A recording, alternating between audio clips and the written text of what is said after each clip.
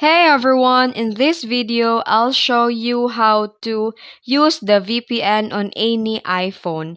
Let's get started. First, open your settings app on your iPhone. Then here scroll down and tap General. Then scroll down again and select VPN and Device Management. Here tap VPN and tap Add VPN configuration. Now choose your VPN type, usually these three types. Then enter the server, remote ID, and your login details provided by your VPN service. And after entering the details, tap Done. Then toggle VPN on to connect. And you'll see a small VPN icon at the top of your iPhone once it's connected.